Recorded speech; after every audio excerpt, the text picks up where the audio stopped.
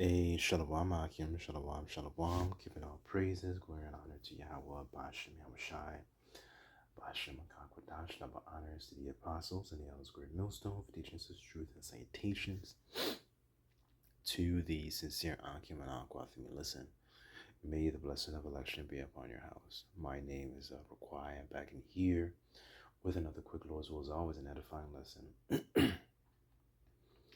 And for today's lesson, I wanted to go through this article that I came across, and I want to be kind of speaking in code, right?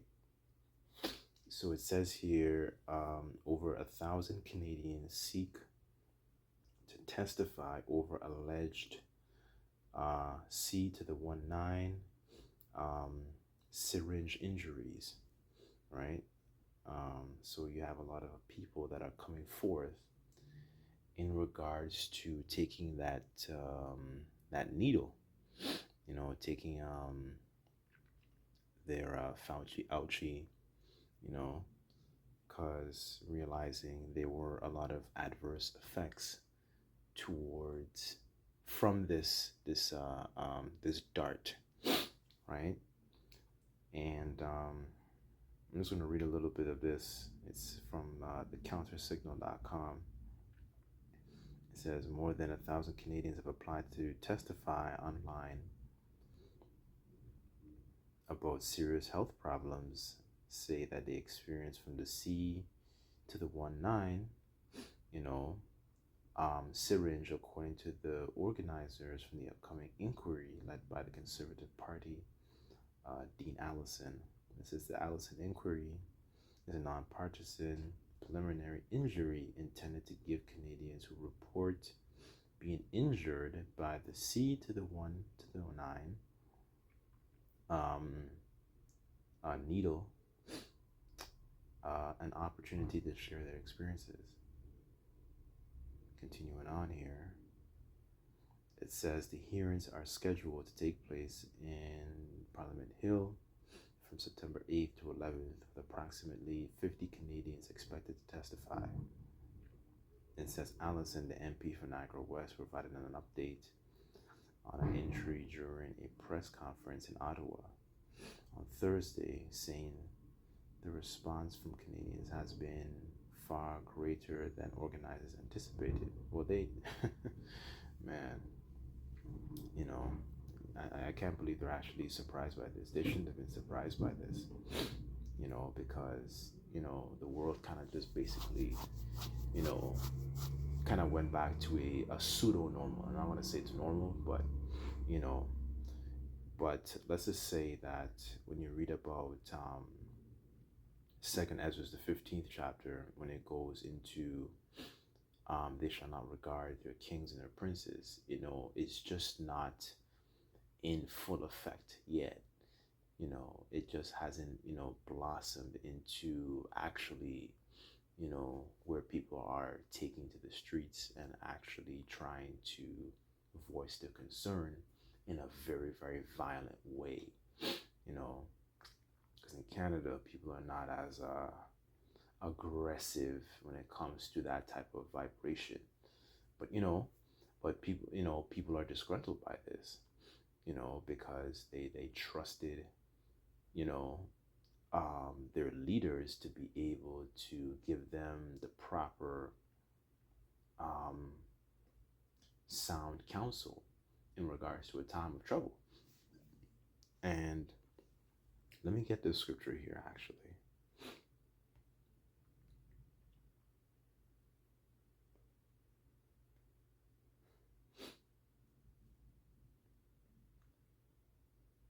This is Proverbs chapter 25, verse 19 in the Amplified, and it says, like a broken tooth and an unsteady foot is confidence in an unfaithful man in a time of trouble, right? So, a broken tooth and an unsteady foot is very unstable, right? And that represents the people who are actually giving you this counsel, heathens, but more specifically, you Israelites, because when you go back into our culture, we're not supposed to have people of these other nations ruling over you. That's a no-no. You're not even supposed to have that. Why? Because they don't have the actual mind of the Lord. you know you're supposed to have a person within or of your own kin, of your own brethren, according to the flesh, and they're supposed to have a mind after the Lord, right? That's what makes them a good king. And I'll use an example. When you go into one of the kings of Judah named Jehoshaphat, when you read in Chronicles, he made sure that his people were being taught. So he actually appointed priests, to be able to teach the children of Judah, of the basically the law, right? Because that's the role of a priest. The priest is supposed to inform and teach the people what is the difference between something that is clean versus something that is clean, something that is holy versus then the unholy, amongst other responsibilities. But that's one of the main points, because that's what makes a king righteous. You want to make sure your subjects under you are being taught in a particular way to actually exemplify and fear the Lord, right? But look, in this case, society, these nations here, U.S., Canada, U.K., wherever Israel is scattered, we're scattered all over the world, but it shows that these leaders are not for you. They don't actually care about you and your welfare. And our people are very, very stubborn. That's another part. There's another part of it too, because they regard the people in those positions as essentially like the rich man. The rich man, when I say that, I mean, they listen to those people. They don't listen to the poor, which represents the prophets. They don't listen to them because, they don't have any status. They don't have any wealth. They don't have any, what's the word I'm looking for? Influence according to, this world, right? They're very, very looked down upon. Let me get that. Let's see here.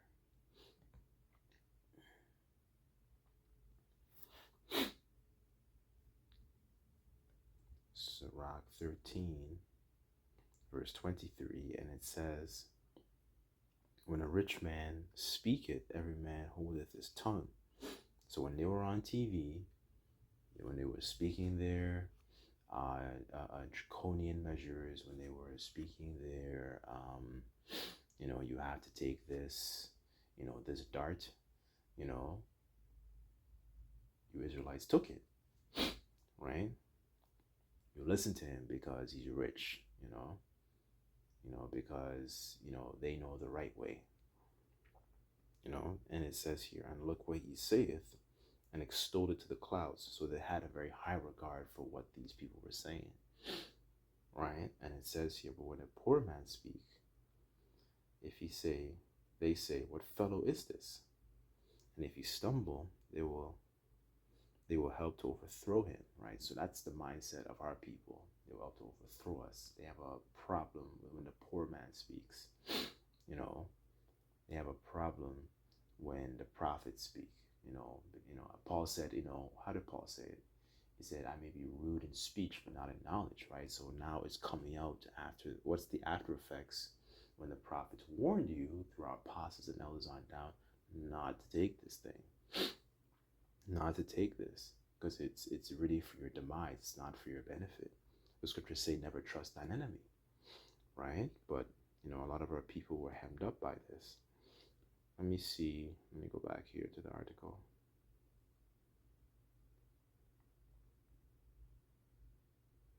It says, Allison, many applicants have been struggling with their health for years.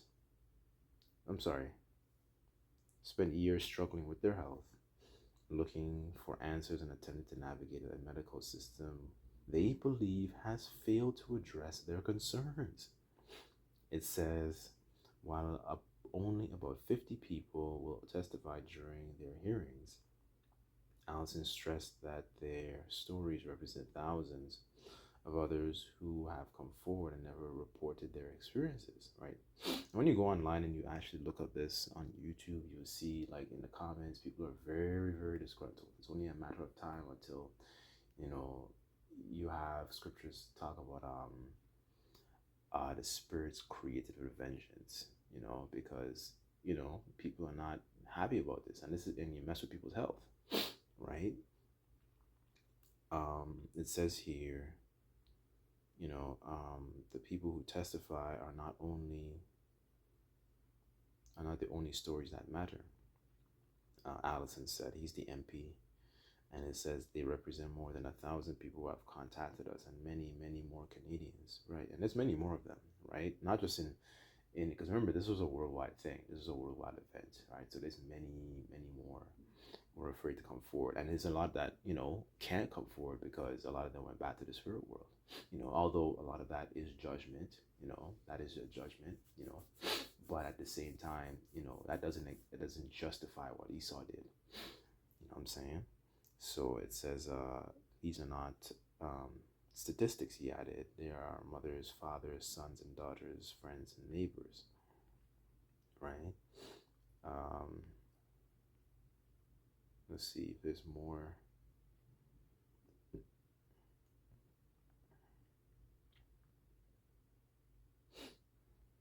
And on top of that, you had the media ridiculing people who chose not to take this.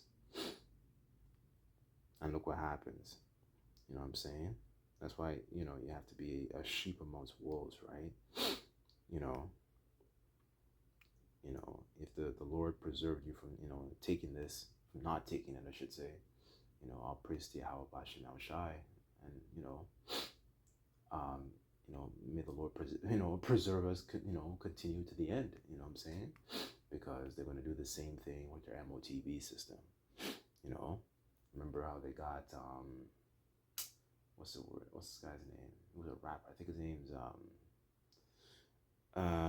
what's his name? Genuine, I think, if I'm not mistaken. That was making a song about it, making a song about it, making it seem like it's cool, and then I think there were even celebrities too that,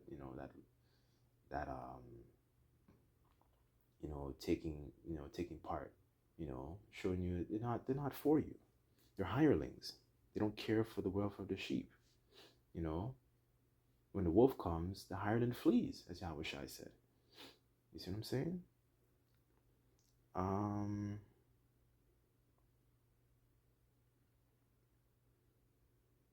guess I'll read a little bit more of this.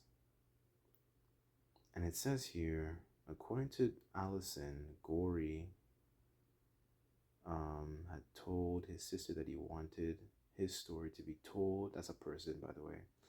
Is expected to testify at the upcoming hearing on behalf of her late brother. So this guy so this person passed away. According to Charles Hoff, a British Columbia physician who has previously raised concerns over COVID-19, darts, it says, also spoke at Thursday's press conference. It says Hoff recounted his concerns in the early stages of the DART rollout, saying he warned the provincial health officials that he believed the darts imposes significant risks, right? But they pushed through it anyway, right? It says I pointed out to her that it was clear to me that the darts were more dangerous than the actual sickness, right? And it says you're referring to the letter he had sent to BC Provincial Health Officer Dr. Bonnie Henry, right? Also disputed that the darts saved millions of lives, pointing out what he described as changes in all-cause morality following the DART rollout, right? So, they were saying it was this percentage effective and so on and so forth. They were speaking very great things about it. Right, and look at the end result. Look at, this is one thing our people don't understand. You don't study your enemy enough. That is the problem with our people. You don't study your enemy, but your enemy takes the painstaking time to study you, to keep you in the position that you're in. This is Baruch chapter 4, verse 1, and it says, "This is the book of the commandments of the Most High, and the law that endureth forever. All they that keep it shall come to life, and such as shall leave it shall die. Turn thee, O Jacob," which Jacob's name was turned to Israel, and he begat 12 sons. "Walk in the presence of the light thereof, that thou mayest be illuminated." So be illuminated to who your enemy is, to how your enemy fights. You can't essentially dodge attack. You can't dodge an attack you don't see coming. You need to know who you are, to know who your enemy is, to know who your enemy fights. They study you very well. When you go into our history, what proves that is the book of Judith, how those enemies, the Assyrians, under their what's this dude's name? The general Holofernes, they had a whole council knowing what happened to you Israelites, going all the way back to Abraham. All the way back to Abraham, and how the Lord did this for us when we were in the time of Egypt and we were in captivity. And what they have understood is that if there were any errors found within you, the Lord would fight against you. But if there was no fault within you, the Lord would fight for us. And our people don't understand that is your greatest power. That is your asset. That is your that is what you should boast in. You shouldn't be boasting in Esau's blessing or Esau's philosophies or whatever, his PhD or whatever it is. Our people don't understand how powerful that is and how much you need divine intervention to this very day, right? So let me get Ezra's. Because all this is just sowing seeds of discontent, for how the people are, when they have nothing to lose, they lose it, right? So they've lost, family, they've lost their health, they can't go back to the way they were, you know what I mean? So, this is sowing seeds of sedition, as I want to read here, 2 Ezra 15 and 16. And it says here, "For there shall be sedition among men, and invading one another. They shall not regard their kings or princes, and the course of their actions shall stand in their power," right? So they're not going to regard the people who are in these positions of power because they've let them down constantly, right? And it's the same thing with their MOTB system. There's nothing going to change,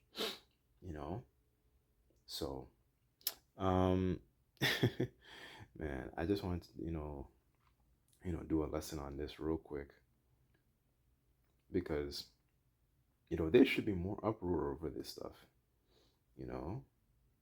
but our people are such, you don't see the wolf coming, right?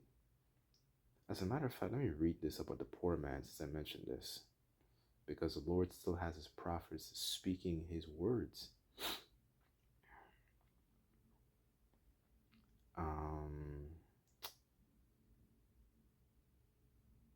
As a matter of fact, let me get Ezekiel. One second.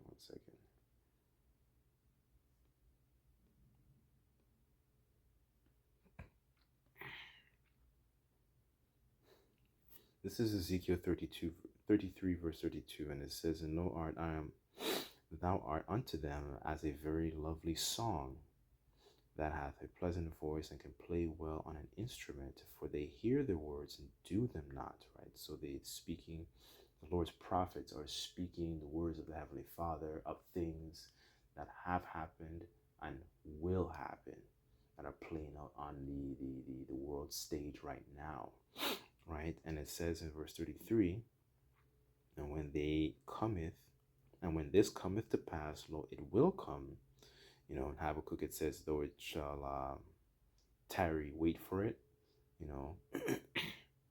to roughly paraphrase. And it says, "Then they shall know that a prophet hath been among them," right? So they're going to know those times when it will come, right, that a prophet was among them speaking these things. But they didn't take it seriously because, the prophets represent the poor man.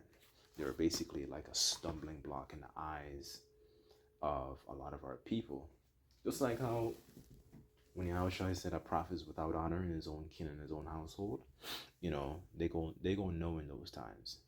They're gonna know. And the spiritual and the interventions that's gonna be made on behalf of the Lord's servants, how righteous that we be, some of those men, right? They gonna know, right? They will give you praise and fame in the land that we will put to shame, right? So, I just wanted to, touch on this. It's it's just, it just confirms that, we shouldn't trust our enemy, right? So um that's about it. But Lord's will, that was just quick and edifying. Just like to give all praises, glory, and honor to Yahweh Bashem Yahushai. Until next time, I say Shalom.